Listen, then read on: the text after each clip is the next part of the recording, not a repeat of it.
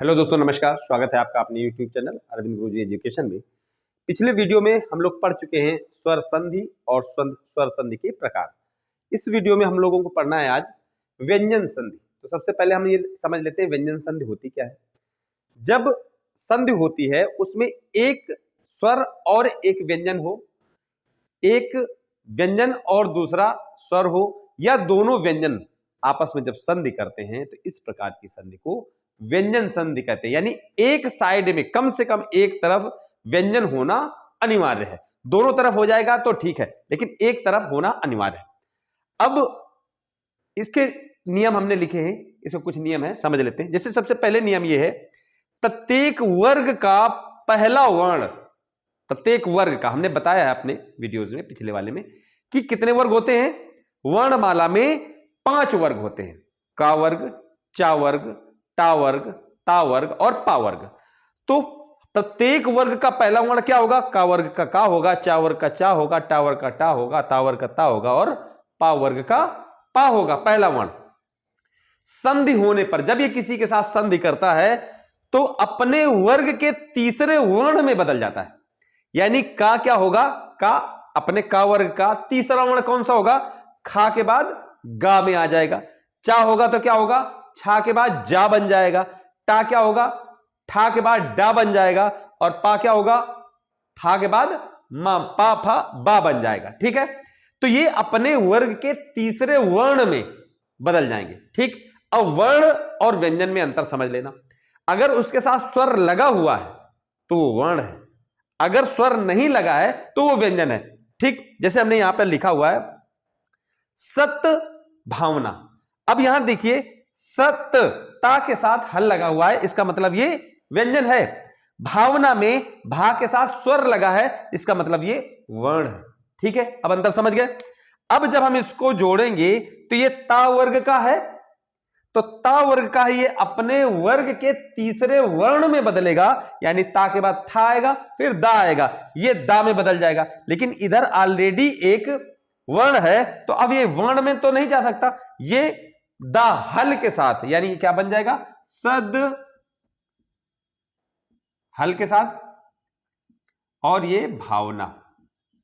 ये चीज समझ गए? ये हो गया, ये ता था अपने वर्ण के तीसरे वर्ण में, अपने वर्ग के तीसरे वर्ण में बदल गया, दा हो गया। अब जैसे लिखा दिक अंत, तो ये का वर्ग का है व्यंजन, तो का वर्ग का तीसरा वर्ण कौन सा है? तीसरा वर्ण है गा, तो क्या हो जाएगा? दिगंत। दी, अब का को गा में बदल दिया, दिगंत। ठीक, ये बन गया। अब ये लिखा है सतगति। अब तक समझ में आ गया होगा कि ता को दा में ही बदलना है, तो क्या हो जाएगा? सदगति। सदगति।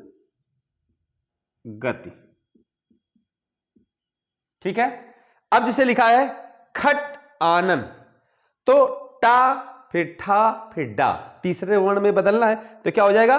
खडानन। ठीक है, अब ये इस वजह से इसका हल हट जाएगा क्योंकि ये स्वर है, स्वर इसके साथ जुड़ जाएगा। अगर स्वर ना होता, वर्ण होता तो न जुड़ता। ठीक है, तो ये हो जाएगा खडानन।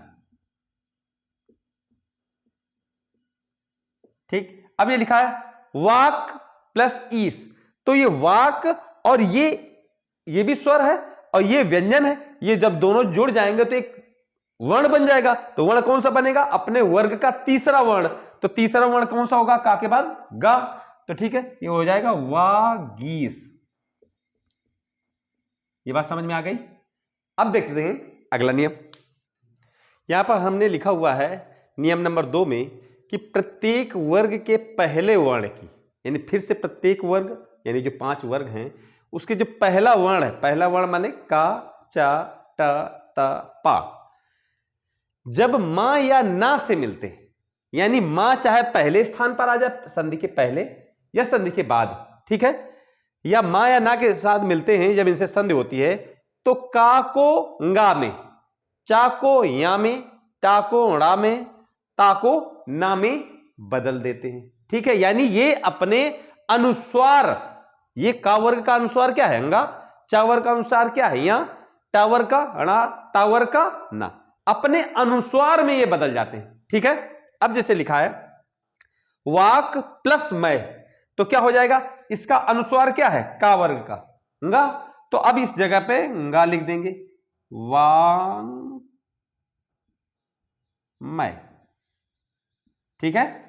अब जैसे ये लिखा है सम चित, अब ये चा आ गया चावर का, तो चावर का अनुस्वार क्या है, या, तो अब यहां पे या लिख देंगे, तो हो जाएगा संचित। ठीक है। अब लिखा समचय, तो सेम है, इसमें चा आया है, ये तो चा वर्ग का अनुस्वार क्या है, या, तो वो अनुस्वार में चला जाएगा, हो जाएगा संचय। ठीक है। अब आगे इधर लिखा हुआ है खट मास, तो अब ये टा वर्ग का है, तो इसका अनुस्वार क्या है, अड़ा, तो हो जाएगा खंड मास। अब ये लिखा हुआ है उत नति, तो ता वर्ग का अनुसार क्या होता है, न, तो ये क्योंकि ये वर्ण है, वर्ण के साथ ये व्यंजन नहीं जोड़ सकता, ये आधा ही ऐसा रहेगा हल सहित, यानी आधा अक्षर, तो ये ना में बदलेगा, तो हो जाएगा उन, और ये नति पहले से है तो उन्नति हो जाएगा। ठीक है, ये चीज समझ में आ गई। अब देखते हैं अगला नियम। अब देखिए यहां नियम नंबर 3 में लिखा है हमने कि ता संबंधी नियम, ता के विशेष नियम होते हैं। जब ता के साथ चा जुड़ता है तो वो द्विक व्यंजन बना देता है। चा को, द्विक व्यंजन का मतलब आधा अक्षर फिर उसी का पूरा अक्षर।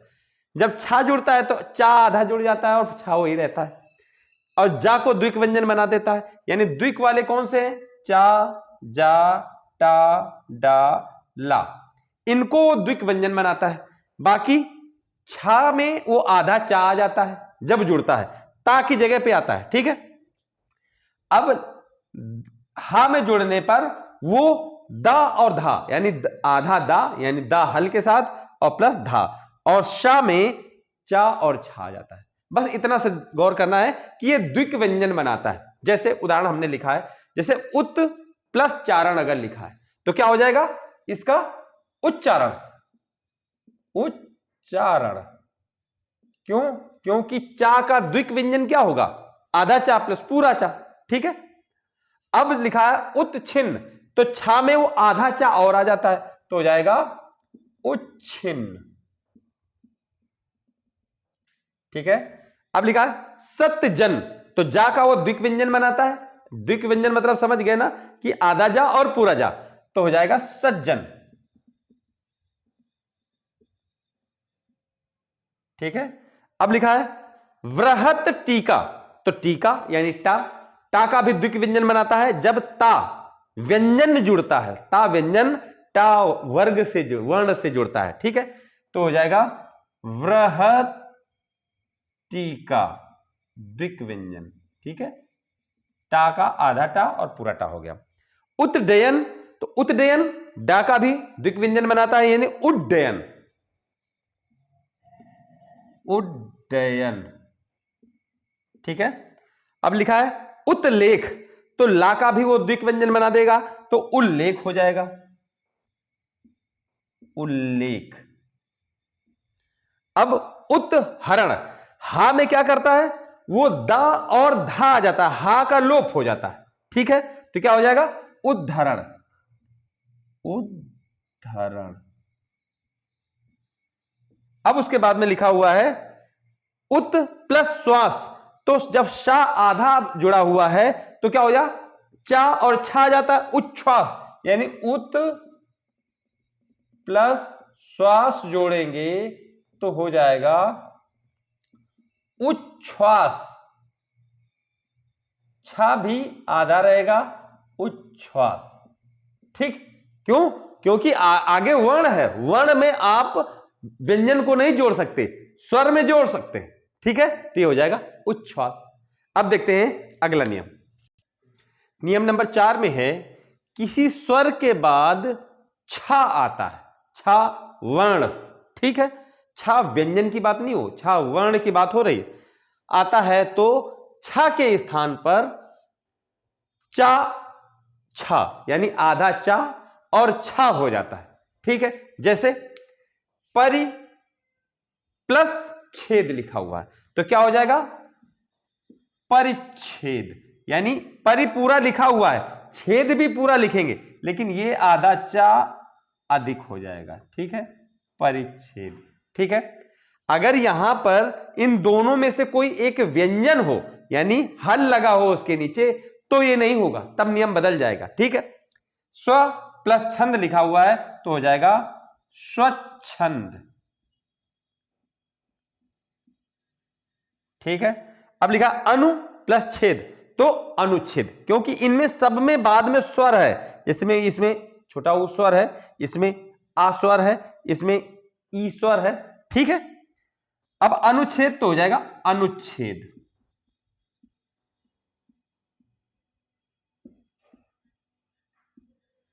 वृक्ष प्लस छाया तो वृक्ष भी रहेगा, छाया भी रहेगी, और उसमें आधा चा बीच में और आ जाएगा तो हो जाएगा वृक्ष छाया,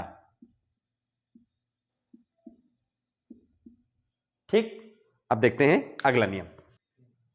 नियम नंबर 5 है, जब मां यानी मां हल यानी व्यंजन मां के बाद यदि या रा ला वा शा खा हा, ठीक है, ये आ जाए, ठीक है, खा शा हा हो, तो अगर ये आ जाए बाद में, तो ये जो मां व्यंजन है का इसका अनुस्वार अंग, ये जो की अनुस्वार होता है ना, नाक से जो आवाज निकलती है अनुस्वार, वो हो जाता है, ठीक है, अनुस्वार हो जाता है।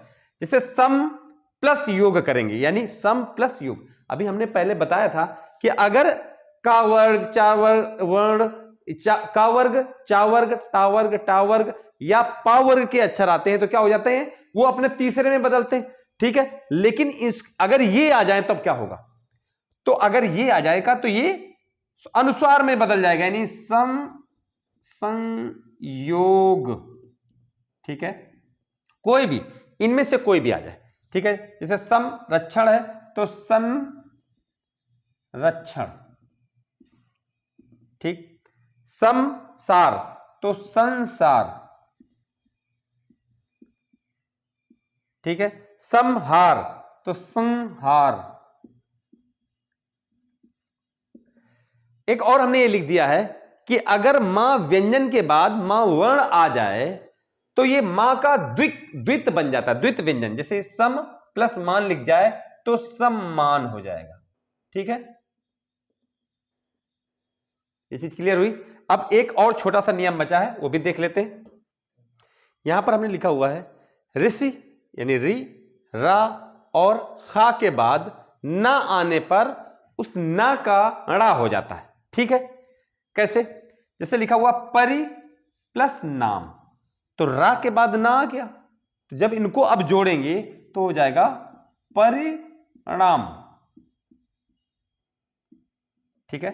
जैसे भूष, अब ये खा आ गया, इसके बाद ये ना आया है क्योंकि ये स्वर है, स्वर तो इसमें जुड़ ही जाएगा, इस व्यंजन में इसमें स्वर है हालांकि, लेकिन ये इसमें जुड़ जाएगा, और ये ना आया यानी इस खा के बाद सीधे ना ही आया है वर्ण में, ठीक है, तो हो जाएगा भूषण। ऐसे ही इसमें भा और सा के बाद ना ही आया, ये स्वर है अलग से, ठीक है, तो हो जाएगा भाषण। अब ये है शोष प्लस अन, यानी ये शा और ये स्वर एक में जुड़ जाएंगे, ना बचेंगे, यानी सा के बाद खा के बाद ना ही आएगा, तो ये हो जाएगा शोषण, ठीक।